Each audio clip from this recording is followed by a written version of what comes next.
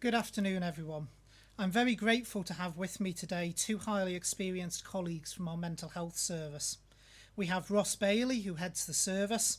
Ross has first-hand experience of some of the challenges coronavirus poses for our community, as he has been self-isolating for the past 7 days. Because of this, Rob, who you will soon see is well, joins us remotely.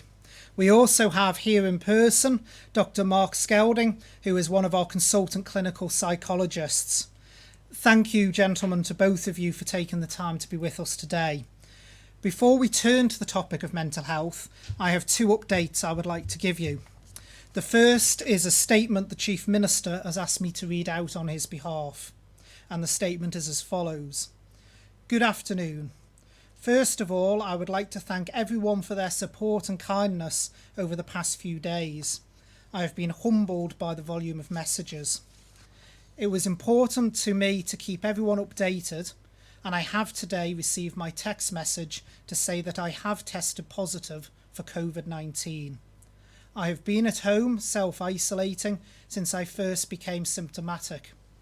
I have continued to chair the National Strategy Group every morning and today Council of Ministers. I have mild symptoms and I intend to continue working from home. I'm not the only one who would have received a message today, and while I am fortunate to have family and friends around me, some will be on their own. Some will be receiving support from our professional staff, and I cannot thank them enough for the work they are doing for our island. I will keep you all up to date through these briefings, which David and his guests will continue to run. Let us remember the way to beat this invisible enemy is to stay at home. Our key workers are going to work to help save lives. You can do that as well. Stay at home. The support I have received shows the Isle of Man is greatest when we all pull together, and together we can defeat this virus. And I'm sure everyone would like to join me in wishing the Chief Minister well as he recovers from this dreadful disease. The second update I have for you is the daily update in relation to the testing figures. We have now completed a total number of tests of 1,879. Of those, we've got 1,751 tests back, and we're awaiting results of 128 tests.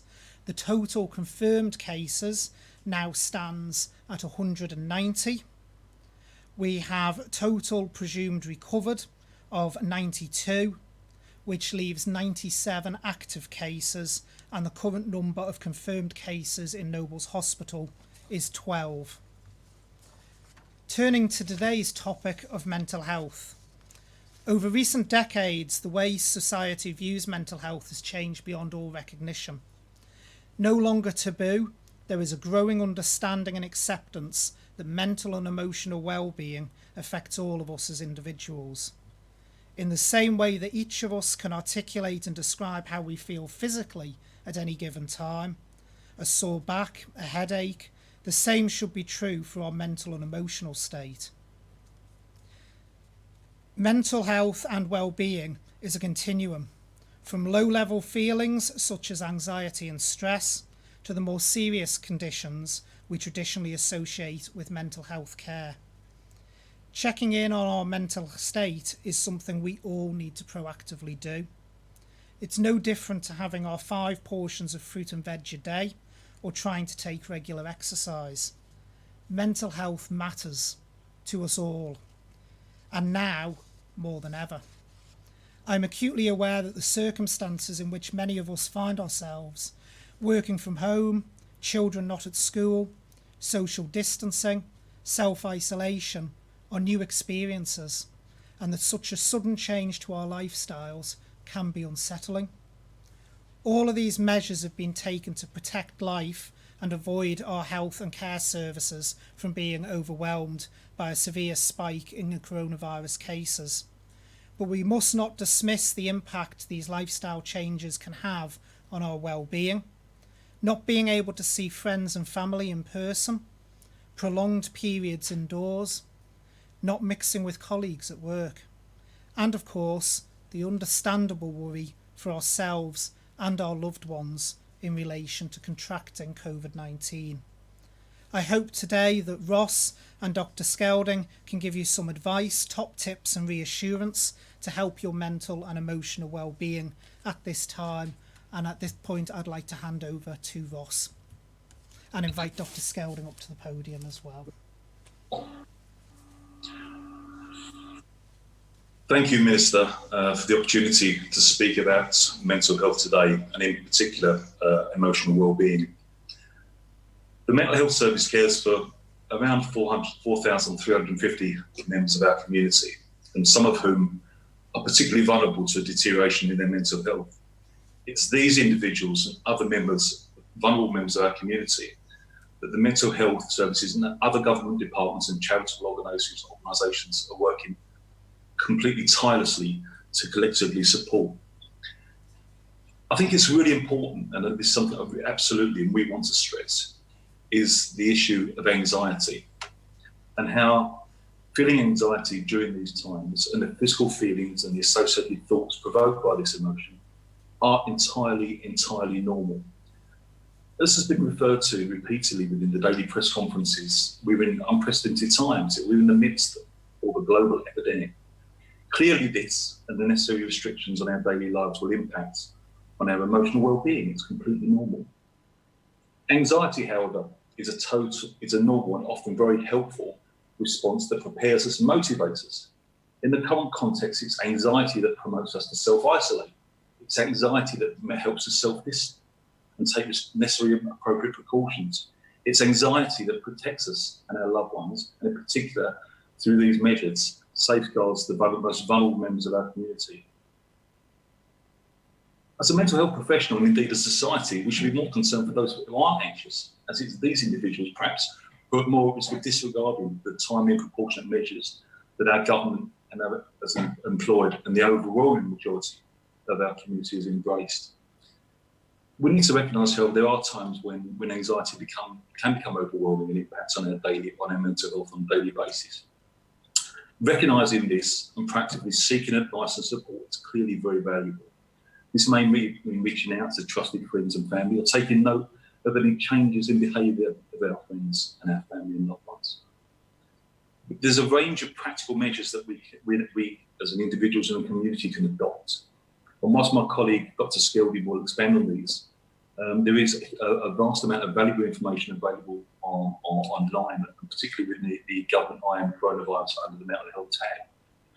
We're currently in the process of populating this site with more additional information and self-help tools, advice and guidance on practical measures that people could take.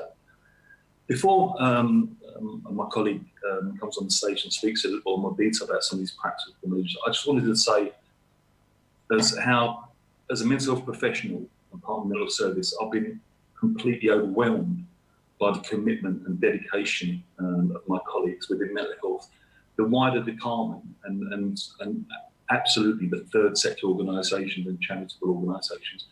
We're incredibly fortunate to live where we live in such a cohesive and caring island, and together we will overcome the conflict. Mark, can I invite you onto the stage? Thank you, Ross.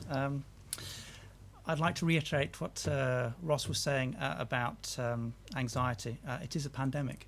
It is an appropriate response to feel stressed or anxious. And that is what allows us to adapt. That is what allows us to keep ourselves safe, our families safe, society safe, and protect our NHS. If you do have a notice that anxiety is becoming overwhelming, that it's stopping you from engaging in normal aspects of your functioning, then hopefully some of the ideas I'm going to tell you now might help with that. One of the problems certainly with isolation is that we get removed from the things that maintain our good mental health. So, for example, with activities, it's the activities that we do, the things that we enjoy doing, it's the things that we're good at that maintain good mental health and well-being. It's being connected to people, feeling valued and appreciated. And if we're isolated and we can't do those things, then we're going to be more stressed, we're going to be more depressed. In terms of anxiety, one of the biggest things we need to talk about, I guess, is about structure. when we're self-isolating, the natural structure that we have in terms of our work, our social engagements, our hobbies is removed. That point at the day where we wake up every morning, we might start to notice that we're getting up that little bit later. We lose that anchor. We start sleeping in later. We start struggling then to go to bed at night. We become restless. We start turning things over in our mind. Well, if we start to do that, it's going to affect our thinking. It's going to affect our concentration, our memory. It's going to make us more irritable. It's going to mean that we struggle to cope and adapt to things. And that's what we need to do most at the moment, because it's a pandemic. Things are constantly changing, as we're told every day, and we need to be able to adapt to them. One of the worries for me is that when people become isolated, they stop being active, which means they become lower in mood. As you become lower in mood, your concentration, your memory, your motivation starts to drop. So you have less motivation to do new and novel things. And it's the new and novel things that we take for granted which are stimulating, which occupy our thinking. And if we haven't got that occupation, if we haven't got those things that we're learning, that we're getting good at, that we're taking pleasure in, well, we're more likely to spend too much time ruminating or thinking about the things that are stressful to us, the potential threats in the future. And if we spend too much time in a future focus, or in a secondary emotion of anger, for example, angry that the borders weren't closed sooner, that things weren't done, that happened in the past, then unfortunately that's going to really affect our mental health in the present. So we need to find structure in our day, set ourselves a time when we get up every day, set ourselves tasks, things that we enjoy doing, things that might be difficult, things that we're going to learn that are new, and plan in social contact. So you might find that there's a normal time that you go to your golf club or to your dance class, and plan in time at that same time to speak with some of those people.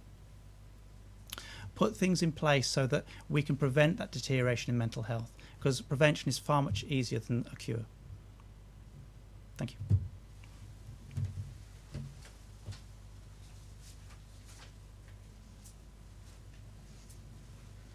Well, thank you very much, Ross, and thank you very much, Dr. Skeldon. We'll now take questions, and first up today I have Tim Glover. Tim from Manx Radio. Thank you, Minister. Obviously, best wishes to the Chief Minister and all those, of course, that are tested positive for COVID-19, and 32 more cases today. The outbreak at Abbotswood Nursing Home, it is a private home, does have NHS residents, but are they not responsible for getting their own PPE? Are there many other care homes that do have NHS residents, and how many are there? The government's already stepped in when the first resident tested positive to avoid a potential outbreak and strain on the hospital? Right, well, there's several questions obviously in there, Tim. Taking it first, I know that there's taking the one about PPE first, sorry, I should say. Taking the PPE one first, no, we do provide the care homes with PPE. We do so free of charge. This is obviously a public health emergency, so it is important that we interact with them and provide them with any equipment that they need. There is very clear guidance to the care homes as to which equipment should be used when, and I know the department has been engaging with every care home across the island on the use of PPE, and also when it is appropriate and also when it isn't. In terms of the cases confirmed, they have 2 confirmed cases. The department did step in as soon as the first case was confirmed and offered the home appropriate advice. Our mental health experts a question. Yes, certainly. I'll just invite Dr. Skeldon up to the podium. We're obviously aware of a great resource online these days, and a lot of third sector organisations as well. The elderly, some of them have been in self-isolation now for a number of weeks and face many more weeks, and some are not au fait with online resource. What would you suggest would be the best thing they can do, apart from, as you said already, maintain routine? Ross, you want to ask this one or me? Oh, okay, it's going to be me. To be honest, my first step would be to see whether you can contact friends or family to get you access to those tools. Certainly, iPads can come ready loaded with this software, such as FaceTime. Actually, there's some pretty good people in the call centres who would support you in using that. One of the things that I've really liked recently is this initiative with grandparents contacting grandchildren with education, setting them tasks each day and quizzes and such. And it's my sense that actually there's been more contact with that generation than ever before in that sense. Can I just add there? I think that's a really valid point, Mark. And I think the community in general, and that's the feeling that really comes out of this, is how the community is coming together to support each other. And I think, there's people are really reaching out to friends in a really cohesive way to support people. And I think that's particularly evident on the Isle of Man, and something I certainly see on a regular basis, and incredibly heartened by. And I think that's a particular strength of this island. Yeah, there's also the Get Well website on the island that it's set up so that people can post needs that they have, difficulties that they're struggling with, and people can volunteer to help them. So there are people who volunteer to pick up things for them and drop things off, and we'll have a conversation in the garden if wanted. So there are those things that are being developed within the third sector.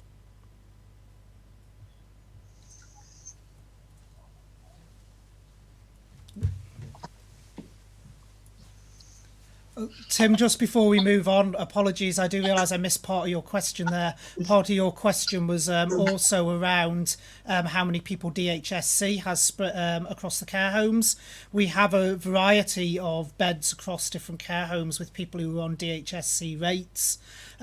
So it's mixed. There are some homes that are purely DHSC. The home you've referred to, though, as you correctly said at the start, is private. Next up, I have Leanne from 3FM. Good afternoon, Minister. Good afternoon, Leanne. Firstly, our thoughts are with the Chief Minister, and obviously we wish him a very speedy recovery. My first question is for Mr. Bailey, please. Yep. Okay, so with the Chief Constable announcing yesterday that police have seen a rise in domestic abuse crimes by 71%, I just wondered if you could tell me what support there is specifically for victims of domestic abuse on Ireland. I think this has been well documented, an anticipated increase in incidents of domestic violence. The mental health service is continuing effectively business as normal. We continue to accept referrals, both in terms of the crisis from the community wellbeing service right through the tiered step care approach. So nothing's changed. The only really thing that's changed in terms of the service provision at the moment is that our mode of contact with people. So of course, with social distancing, people working remotely, that's been the only change. So we're continuing to accept referrals into the service. We've not seen any significant spike in referrals to the service. In some parts of the service, we've seen referrals come down. I think what we can anticipate, certainly as this rolls on, and the economic impacts as well, and the pressures that are on family units, that we will see an increase in referrals. And I'm really heartened by the support we have from the Chief Minister, certainly the Minister for Mr. Ashford, the Minister for Health and Social Care, and the whole executive team, is the commitment to resource and support that accordingly. So there will be a real push in the coming weeks and months for us to get additional resources to cope with what we see as a potential surge a little bit down the line. Okay, and my second question is also for yourself. How has the Department for Health and Social Care adapted the way you support residents with their mental health, obviously given all the guidelines and travel restrictions that are currently in place? It's been a challenge, but I think we work, like I said in my introduction, I've certainly worked with a huge range of incredibly committed professionals who are incredibly adaptable and committed to their patient group.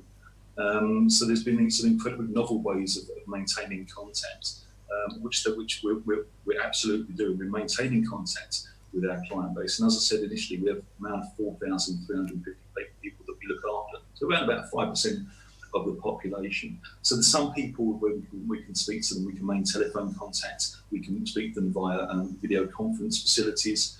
There's some people clearly, because of the nature of their needs, that we continue to need to see on a one-to-one basis, and we're absolutely doing that, ensuring that we're applying the correct protection and social distancing. So there's been a lot of really innovative practice that's gone on that enables us to maintain contact with some of the most vulnerable members of our community. Okay, thank you. Okay, next up I have Paul from MTTV. This is obviously a change to my original question. We have the Chief Minister who's now tested positive. You've been in close proximity to him, as has everyone in that room with you there, as has most of the Timble members. So take us through what happens. Do you now have to self-isolate? Do you have to take a test? And will everyone else have to take a test? Firstly, we have been exercising social distancing within government offices, Paul. I actually haven't seen the Chief Minister in person for 7 days now. It was last Thursday when we did the press conference together. But as you may notice, the way we do the press conferences is we're not together at the podium at the same time. We physically move out of the room, away from each other, which is why there's the gap between someone going from the podium and coming in. So the last time I spent any duration of time of less than 2 minutes apart, 2 meters, apart from the Chief Minister was actually, I've worked it back 3.5 weeks ago. So you feel fine yourself? And I feel absolutely fine, Paul. I think unfortunately you're stuck with me for the duration. Oh no, love it. Can I just ask Ross, probably Mark, but probably I think it's Ross. I've had loads of mail today since we know you're going to be on, just from people who feel they may have fallen through the net. They haven't had the support, they haven't heard from people, or and that sort of thing, and their worry gets even worse, even more than just being by themselves. Is there assistance for people who are feeling like that? Should they ring a number? Should they contact anyone in particular if they feel that they've been left out of the loop at the moment? I think if there's people who are open to our service, and I'll get through the numbers, if they're open to a service, then I absolutely encourage them to get in contact with their key worker or care coordinator. As I said, we continue to run a service. We're experiencing some staffing issues with social isolation, but we're a robust service, and we're still maintaining contact with our patient base. If there's people who are struggling, I would really actively encourage those people to access the information online if they can, in terms of utilising the practical advice and guidance that's available to them. And if it means, if that becomes a struggle and that's not assisted, we as a mental health service will absolutely engage with them and go through the contacting,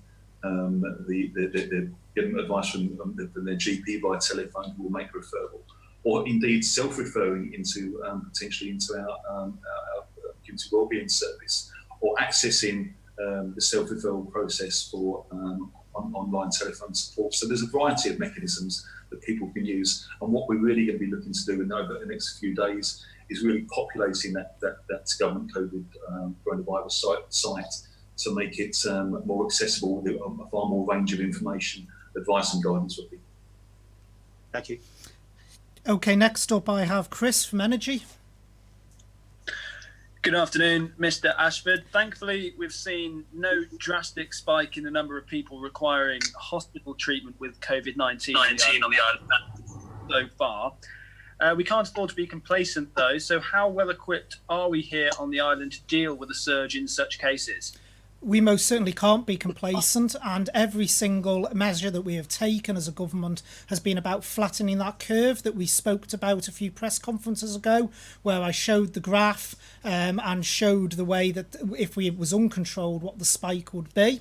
So it's not just about being prepared, it's also about making sure that the cases are spread out over a period of time so our health services don't get overwhelmed. But there's been a lot of work going on. I've referred before to the fact that we have doubled our ICU capacity up to 16. We've got the 50 additional beds being for the area being built on the side of Newlands there. We've got the conversion of wards 1 and 2 as well, which could hold up to 40 patients. So certainly there has been no complacency. We have built up our capacity drastically compared to what it was, but it is essential that people continue to follow the rules on social distancing, continue to follow the advice about only going out once a day for exercise and being sensible about it, and their interactions with others, because we have got to avoid, if people think back to that graph I showed the other day, that blue line at all costs, because that is the sort of spike that places like Italy and Spain have seen, and we are doing everything in our power to make sure that does not happen here, but we need the general public to work with us in order to do that. With respect, though, we're a much smaller jurisdiction, and I appreciate the strategy to flatten that curve, and without worrying people, but does there come a time when we'd need to either bring in additional medical staff from other jurisdictions or even send our patients away for treatment should there not be sufficient resources here? Well, I've spoken on this before, Chris. It was quite near the start of the outbreak. And one of the main key things I've always said is in the Isle of Man, we have got to be as self-sufficient as possible. We shouldn't think there's some great white hope across the water coming in to save us and do everything for us. The UK has its own problems. The Republic of Ireland has its own issues to deal with. We shouldn't be having to be reliant on them. And all of the work we've been doing as a government is to make us as self-sufficient as possible. But what we need is the public to help us to help them. That is what is going to actually make the big difference here, is the general behaviour of the public. And I've got to say, as the Chief Constable said yesterday at the briefing, 90%, 95% of people, the message has got through, they are obeying the rules, and we are very grateful to people for doing that in these unprecedented times. But it is important that 5% who still think it may not affect them do listen and do obey the rules, because while it may not affect them themselves as an individual, it could well affect someone they care, love and care for. So everyone has a role to play and a duty to play that role within our society at this time. Thank you. And if I may ask Dr. Skelding a question. Yes, of course, yeah. I'll invite Dr. Skelding up.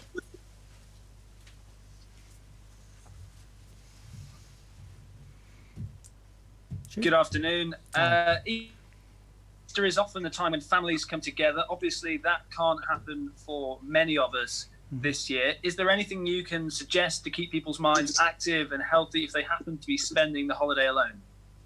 Oh, well, I guess it's all about creativity. It's finding new ways of doing things. I've been really pleased. I mean, I gave up social media a couple of years ago because I thought nothing new happened, and yet it seems over the last few weeks and months there's a plethora of all sorts of new and exciting things happening, and people connecting in all new kinds of ways. Anecdotally, I've had a couple of patients in the last week who one of their main complaints is that they're very isolated, and actually they feel more connected now than they did before the outbreak, because friends and family have reached out either on the phone or via social media and brought them into games online or just general chatting, or even watching a TV program with them on their phone. And these have made huge differences to their mental health in a way that actually as a therapist I couldn't do. So I'm actually hopeful that these new ways of us as a society connecting with each other again are going to continue beyond this outbreak, and actually we might have lesser need for mental health services. Thank you very much.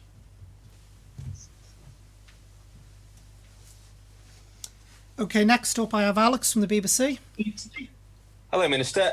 Just wondering, obviously our hearts go out to the 91-year-old's care home resident who's been moved to hospital. Can you give us any more detail on that, and crucially, what's happening at that care home now? In terms of the individual case, as you know, Alex, I can't share details on that due to patient confidentiality. That is quite strict, I'm afraid. But what I can say is the person is in a stable condition in hospital. But I can't give any more details than that. In relation to the care home, the department will be in touch with the care home and has been in touch with the care home. We'll be arranging for appropriate procedures to be put in place for the management of and isolation of residents that are there, and we'll be working closely with the staff on the procedures they now need to put in place to ensure the security of the home going forward. Thank you. And if I could ask a question of Mr. Bailey, please. Of course. Hi, Mr. Bailey. If you listened to the press conference yesterday, you will have heard the Chief Constable mentioning that there'd been quite a dramatic rise in domestic abuse call-outs for his officers. That ties into a point which I'd like to raise with you. Obviously, at this time, the mental strain isn't just going to be on individuals, it's going to be on families as well. And there are going to be a range of problems families are experiencing, from full-blown domestic incidents to just increased things like arguments over things they wouldn't normally argue about. What suggestions would you give to members of families who are feeling a little bit frayed and facing some difficult circumstances during this lockdown?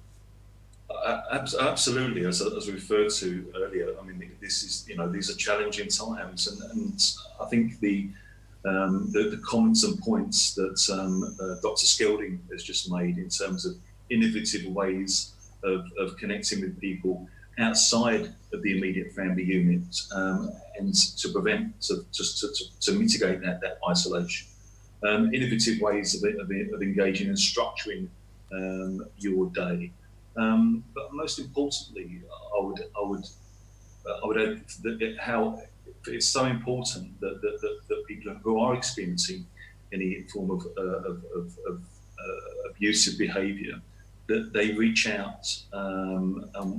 This current context is not going to impact on them, so I'm unable essentially to reach out. I really stress the importance of people who are experiencing domestic abuse, domestic violence, to reach out and seek help. And the mental health department's clearly got a role in that, but there's a variety of government departments and indeed third sector and charitable organisations that are there to assist and to support the victims of domestic violence. Thank you. Okay, next up I have Jess, Salaman Newspapers. Hello, Health Minister. Hi, this Jess. This question is for Mr. Bailey, please. So, looking ahead, what is actually being prepared in terms of mental health once the pandemic is over? There's quite a lot of evidence and studies showing a dramatic impact on people's mental well-being after a crisis, particularly affecting adolescents, whose coping strategies may not be as well developed as older generations. I've done some research actually, and one major aspect that arose after the Christchurch earthquakes in New Zealand was a campaign called All Right, and it supported the psychosocial recovery of people affected, and was launched during what they called the disillusionment phase, which is when people realised how long it was going to take to recover, and therefore feelings of frustration grew. So what is being prepared for our disillusionment phase? I think you're absolutely right. I mean, there's a wealth of evidence out there in terms of almost the kind of the post-traumatic episode of crisis. So we'll, as I alluded to previously, this is inherently predictable, and there's a lot of a huge wealth of information and work and innovative practice, like you've referred to yourself, schemes that have been employed historically. We're not going to try and reinvent the wheel. We want to see what works, where there's a clear evidence base, and if necessary, we can look at replicating that and tailoring that locally. So absolutely, it's entirely predictable that we're going to need additional resources. We're busily looking at modelling and looking at business cases so we can resource that. And I said previously, I'm extremely grateful from the support we have from the executive team and our ministers and chief ministers in that regard. So as a mental health service and our wider stakeholders, we're absolutely committed to identifying the need and utilising innovative approaches to mitigate the risk of this post incident. Thank you very much. Thank you. And my second question is for Health Minister. Of course, Jess.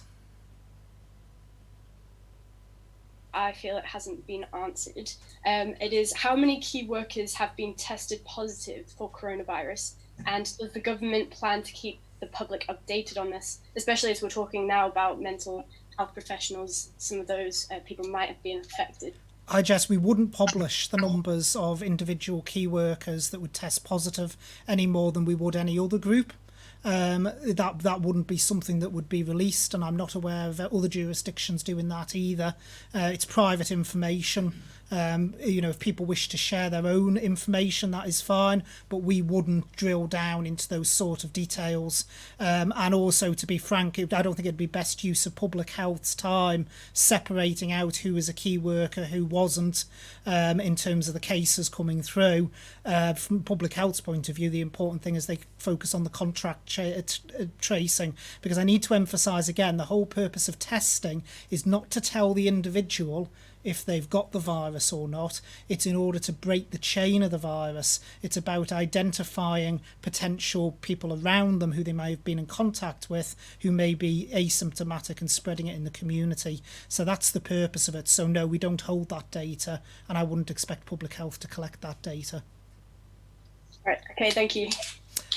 Okay, and then last up, I've got Amanda from Geff the Mongoose. Thank you, and please can we pass on our best wishes to the Chief Minister. Most definitely. We have a question on postnatal care for either the Health Minister or Mr Bailey. Obviously, babies are still being born despite the pandemic, and new mothers are giving birth without family members there and caring for newborns in a really scary time without the usual postnatal home visits. Are there plans in place to diagnose and support mental health problems like anxiety and postnatal depression in this quite scary time? I'll let Ross come in on that. Absolutely, there is indeed. Like I said, the postnatal and postnatal depression is a core part of our service delivery, certainly with the community mental health team, and that work continues. We have dedicated professionals who have a specialist interest in this area, both in psychiatry and in nursing. And the work continues with our district nursing colleagues, our GPs, our health visitors, and it really is a multidisciplinary approach. So absolutely, the work continues. What may change and has changed is our mode of delivery. So instead of one-to-one, face-to-face contact, we might be engaging in telephone calls or video conferencing. But there's a great deal of work that's going on, and that won't stop. And I can absolutely understand it. That certainly new mothers and expectant mothers and families can feel really vulnerable at this time. So it's more important than ever that we are proactively reaching out to those patients in particular. And I just want to mention really the previous question regarding key workers. I just wanted to stress the sheer volume of work that's going on that I've been privy to as one of the part of the leadership team in contingency planning for when our resources are stretched. So when we do experience people, professionals who are self-isolating, there's been a vast amount of work making sure that our resources, contingency planning for those resources to be robust enough to continue to deliver a service. And that's the same in mental health and all the other departments, with all the other services within the health department. There's been a huge amount of work in that regard, and the services are robustly continuously planned for. Mr Ashford, ministers such as yourself, along with medical professionals, are working around the clock in stressful circumstances. What are ministers such as yourself doing to look after your mental health, and what is your advice for others in stressful key worker positions? I mean, I think in some ways, I know people handle stress differently is what I would say. And the important thing to remember, and certainly the focus, I can only speak for myself, the focus has always been, sometimes I'd have to take a step back and think it's not worth getting stressed over. Worrying doesn't change things. And certainly my coping mechanism is I always like to look at things, and if it's a problem, I always like to focus on how do you fix that problem. That's only me personally. Different people have different coping mechanisms. One of the things I would say to people is we all have things that we enjoy doing. Obviously, at the moment, with the restrictions in place, some of those things we won't be able to do because they're outside activities. But if there's something around the house you enjoy doing and you're feeling stressed and you're stuck at home, focus on those things. If you're in your household with your family, focus on your family, spend time with them. and talk through your problems as well. That's a very important thing. My personal, like I say, coping mechanism is if it's a problem, I'm quite a strategic thinker, and I like to focus on what you do to resolve that problem. But that's certainly how I deal with stress. Thank you very much. Thank you. Well, thank you very. Oh, sorry. A question from Tim and then Leanne. Tim first. Yeah, just a quick one, Minister. Obviously, we mentioned there's 32 cases, new cases, a positive test being confirmed today, and together with yesterday as well, it's taken us above the red and the orange curves that you've been referring to. So, is that a big worry to you? At the moment, Tim, it's not. As one of the things I stressed the other day when we did the graph, as we go along, we are going to see peaks and troughs. In the real world, you don't get a lovely smooth line. You will get peaks and troughs. What matters, as I think I mentioned at the time, is that you look at a couple of weeks worth of data. Now, if we were getting a consistent trend, then that would be a worry. But at the moment, there's no proof of that. We are still within our trend data. And Leanne? I just have a final question for Dr. Skelding, please. Yeah, of course. Okay. So we've had reports that some people are becoming nervous to go out for their allocated exercise because of others either making assumptions or accusations. So my question is, where do we draw the line between being responsible and reporting bad behaviour and people being penalised for doing what they're allowed to do? Well, in terms of mental health, we generally talk about the judgments that we're making. Often things in life that the issue is about a judgment that we make about somebody rather than the fact. So the fact is the person is out. We don't know how many times they've been out, whether they're abusing that, whether they're doing something they shouldn't be. We just know they're out. So most of the time, unfortunately, we're making assumptions. But equally, it goes the other way, that sometimes we're making an assumption that somebody is judging us. So basically, we need compassion on both sides. To try and be objective and rather than judgmental when we're looking at our own behaviour and at the behaviour of other people. Thank you very much.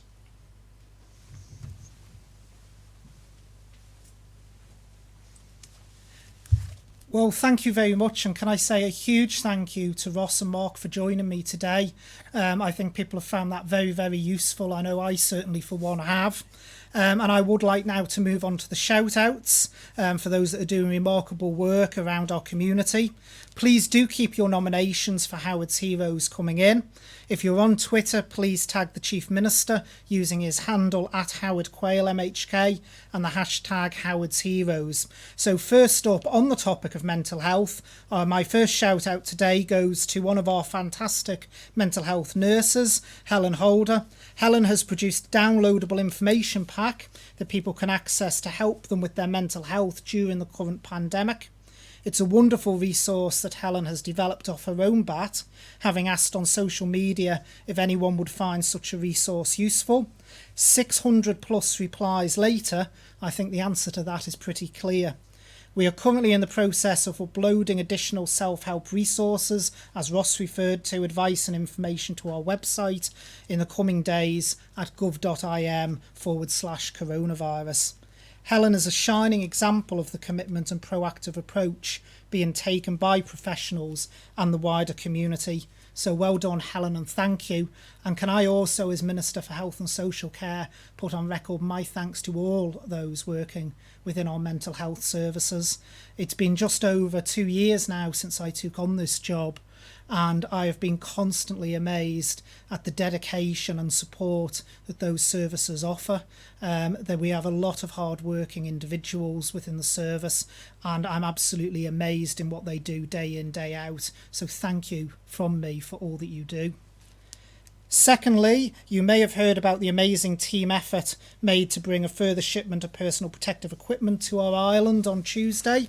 65,000 masks were delivered to the NSC from the UK in a little over 6 hours. So a huge thank you to those involved, the Army for organising the logistics, Clipper for couriering the shipment to Liverpool, Win Aviation for handling the cargo in Liverpool, Logan Air for delaying their planes so the shipment could be made, Menzies and all the Isle of Man airport staff, and FCX for delivering the shipment to the NSC. This has been a fantastic effort by all involved to secure the equipment and make it available for use by the island's healthcare professionals. Thirdly, another shout out to an Up North shop, Andrea's Stores, for helping older and vulnerable people in the area. They are delivering local produce, supporting our economy, and always showing a cheerful face, a lifeline with wonderful customer care. Fourthly, as we know, the schools have been providing support for their students. So a shout out goes to Socha Cowan for setting up e-learning at Braddon School, along with all the support, catering and site staff at all of our schools around the island. I would also like to add one from myself again, as well as Minister for Health and Social Care, and that is to all our community pharmacists who are still out there working in our community, getting medication out to people and ensuring that people, even in these difficult times, can still receive the treatments that they need. A huge thank you to each and every one of them. So what your lineup over the weekend, you're going to have a few days break from me. You've got Minister Boot here tomorrow. Then on Saturday, Minister Skelly will be joining you. On Sunday, with it being Easter Sunday, I believe the Lord Bishop is going to come in and share a few words with us. And then you will be back with me on Monday. But just before I go, can I just leave with one message, and it is this. Easter time normally would be a time for us spending time with our family and friends, for going out and enjoying the wonderful weather that we are currently experiencing out there. But this year is different. This year, for the sake of our island and for the sake of our community, we are asking people to stay home wherever possible and only go out for their daily exercise. There will be many more Easters to come, but we get one chance to crush this virus. So it is with a heavy heart that I have to say it, but I urge people over this Easter weekend, do the right thing for the island, the right thing for the community. Protect yourself, your family and your loved ones by staying at home. Thank you very much.